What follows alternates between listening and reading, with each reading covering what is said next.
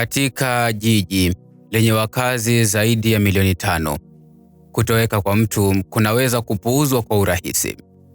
Milango kufungwa, simu kutopokelewa tena, familia kupotea nyuma ya kuta zenye giza, na mara nyingi hakuna anayeyagundua. Lakini katikati ya Novemba mwaka 2025, jambo fulani lilivunja utulivu huo. Sauti ya kutisha, risasi au alarm. Hakuna chochote kilichoashiria kifo kilichojongea. Kulikuwa na harufu tu, harufu iliyoshindwa kupuuzia. Mlango wa nyumba ile ulipofunguliwa, hatimaye ilidhihirika wanajamii 3 wa familia moja walikumbana na hatima yao ndani ya nyumba yao. Baba, mama na binti yao walikuwa wamekuwa pale kwa siku kadhaa bila mtu yeyote kujua. Ili kuelewa kilichotokea ndani ya nyumba iliyofungwa Saika Estate, maafisa wa uchunguzi walitazama mbali, nje ya Nairobi, mamia ya kilomita kuelekea mashariki mwa Kenya, hadi kijiji cha Nzatani, kaunti ya Kitui, katika eneo la Mwingi Magharibi. Hapo ndipo familia ya Wambui ilipotokea. Justus Wambui Kaviu alikuwa na umri wa miaka 60. Wale waliomjua walimwelezea kama mtu mtulivu, wa heshima na anayeaminika. Alikuwa mume, baba na kisha mkulima mwenye bidii aliyeamini katika kazi ngumu na kuwa mtulivu. Hakuwa mtu wa kutafuta kashfa au umaarufu. Aliishi kwa unyenyekevu, alikuwa mnyenyekevu wa maneno na alijikita katika kuiongoza familia yake. Mke wake, Tabitha Akathini Wambua, alikumbukwa kwa upole na utu wake.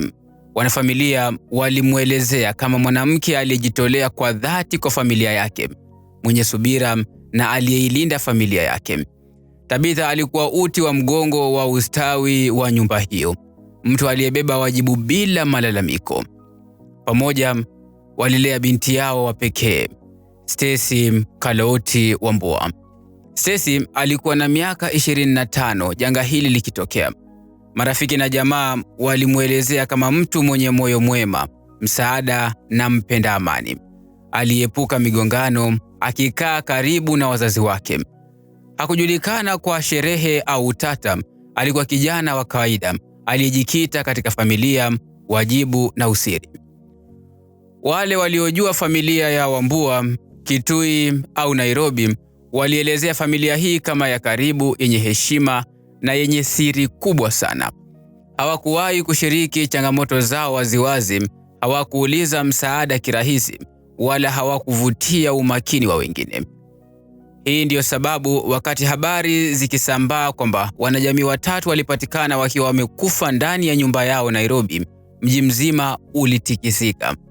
Shauku, kutoamini na swali moja lilibaki: familia kama hii ilipotea vipi bila mtu yeyote kujua?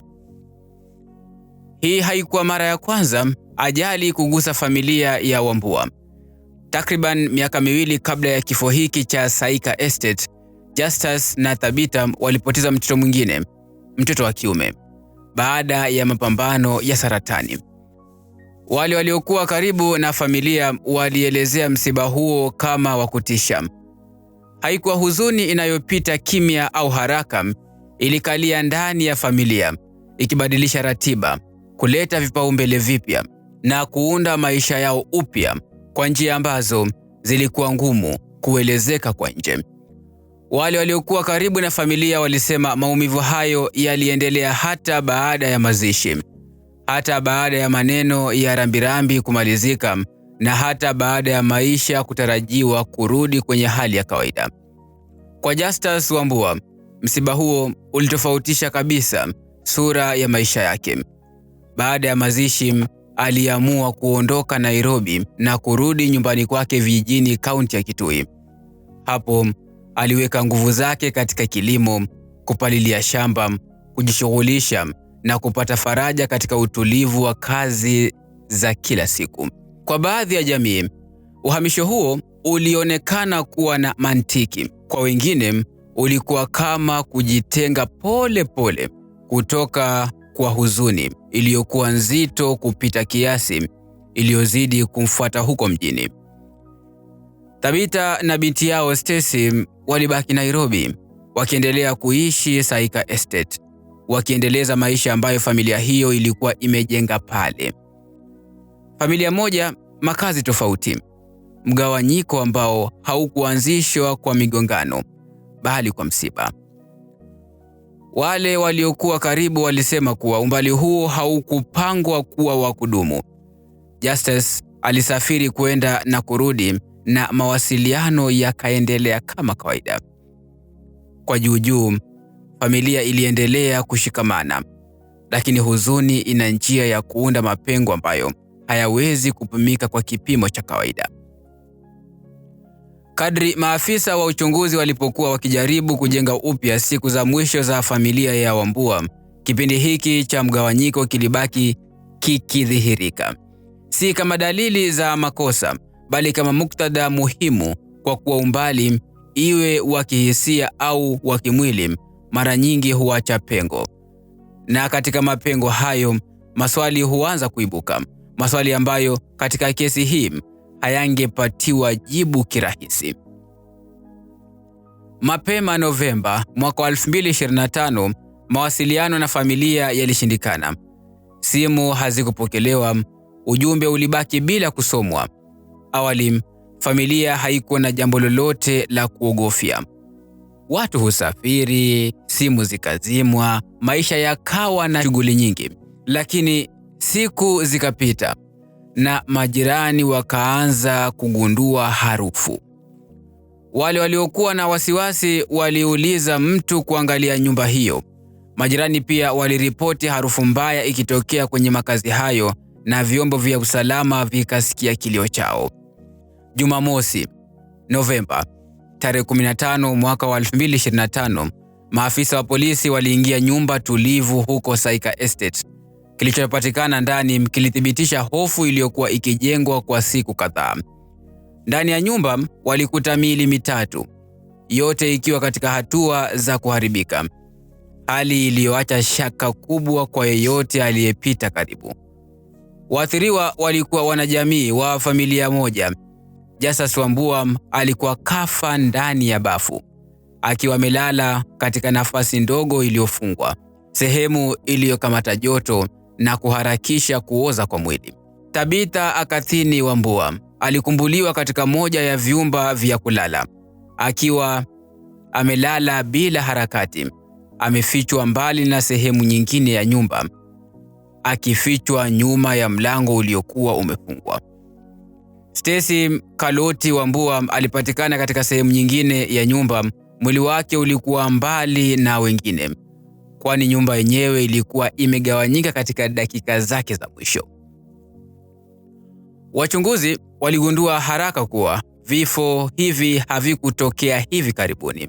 Hali ya mwili ilionyesha kuwa familia ilikuwa imefariki kwa siku kadhaa, labda hata kwa muda mrefu zaidi. Kadri polisi walivyokuwa wakidocument eneo la tukio, maelezo mbalimbali yalianza kuibuka. Ripoti za awali zilionyesha kuwa Tabitha na Stacy walikuwa na majeraha yanayoonekana asili, na wakati wa majeraha hayo hayakueleweka mara moja, lakini yaliibua maswali ya kutisha kuhusu kile kilichotokea ndani ya nyumba kabla ya kifo. Majirani waliokuwa nje walitizama kwa kushangaa. Wengi walisema hawakuona jambo lolote lisilo la kawaida. Hakuwa na kelele, hapakuwa na sauti za kupigana, hapakuwa na mwendo. Nyumba ilibaki kimya. Katika jengo lililojaa watu, maisha yaliendelea mita chache tu mbali. Milango ilifunguka na kufungwa. Watoto walicheza, majirani walifika na kuondoka. Yote huku kifo kikiwa kimeteulia nyumba ya milango iliyofungwa bila mtu kujua. Hadi mamlaka walipofika, kile kilichokuwa kimejiri ndani ya nyumba ya Saika tayari kilikuwa kimefikia hitimisho lisiloweza kubadilika. Ugunduzi huo ulikuwa mwanzo wa uchunguzi mgumu ambao uliwaweka waangalizi katika kazi ya kuunda upya sio tu jinsi familia ilivyopotea, bali pia ni kile kilichotokea katika siku zisizojulikana kabla ya mtu yoyote kutambua kuwa wangepotea. Walipokuwa wachunguzi wa Suba Police Station huko Njuru wakinakili kesi hiyo, walikabiliana na maelezo mawili yanayopingana, yote yaliyochukua hisia na yote yalikuwa chini ya uchunguzi endelevu. Nadharia ya kwanza ilionyesha uwezekano wa mauaji kisha kujiua. Kwa ufafanuzi huu, wachunguzi walikuwa wakichunguza kama Justus Wambua angeweza kuwa amesababisha kifo cha mke wake na binti yake kabla ya yeye mwenyewe kujiua. Polisi walithibitisha kuwa hati inayodhaniwa kuwa barua ya kujiua ilipatikana ndani ya nyumba, lakini polisi walifuatilia kwa tahadhari. Uhalali wa hati hiyo haujakaguliwa hadharani na yaliyomo hayajafunuliwa. Barua hiyo bado iko chini ya uchambuzi wa forensic. Wachunguzi wamesisitiza kuwa hati hiyo haiwezi kuchukuliwa kama ushahidi wa mwisho bila uchambuzi wa kina na uthibitisho wa kitaalamu. Vilevile, maelezo kuhusu jinsi Justus Wambua alivyopatikana yamechukuliwa kwa tahadhari.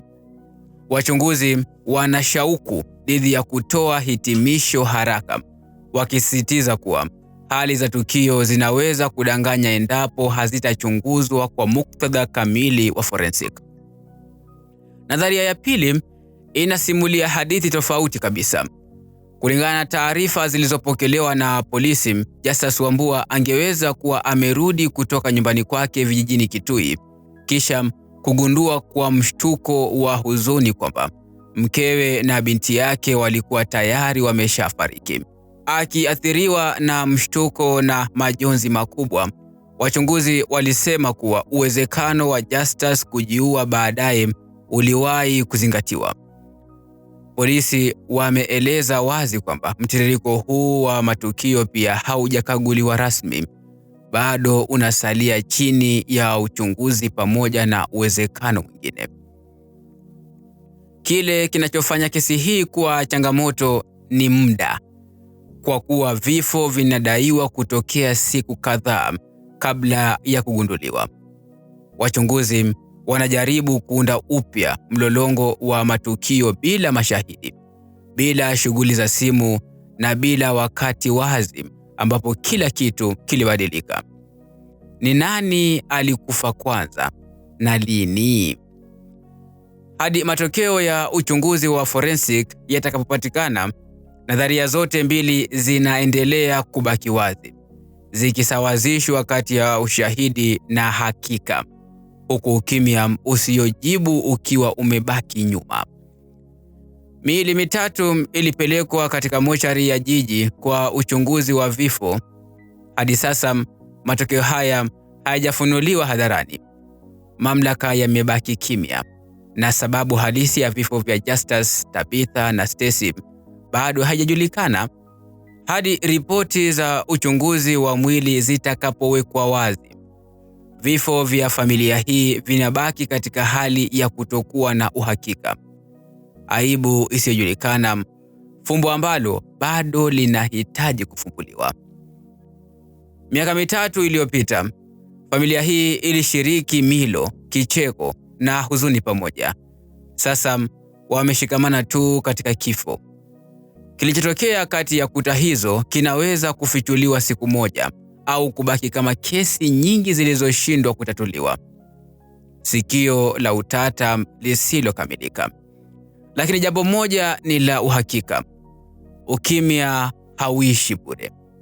Ukimya unabeba hadithi, unabeba onyo, unabeba funzo, masomo ambayo mara nyingi hutuangukia kama wazazi wetu. Hii ni Kurunzi ya Jamii. Jina langu Sheba Yusuf.